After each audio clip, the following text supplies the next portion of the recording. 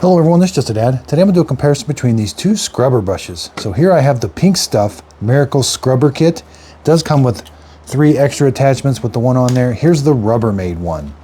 So these are almost identical. They both take 4 AA batteries. You pop this top off or they come with batteries too, but you got to put 4 AA batteries in.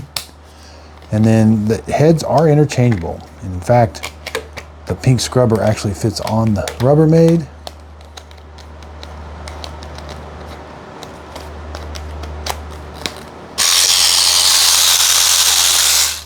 Now these just rotate back and forth, but the Pink Stuff does come with kind of some bigger attachments. And then this one that's kind of like intricate for doing intricate stuff. So that is nice. And the Rubbermaid, again, both of them, you put the switch on and they're on. They stand upright. They're exactly the same size. I hope this comparison video helps. Thanks everybody for watching.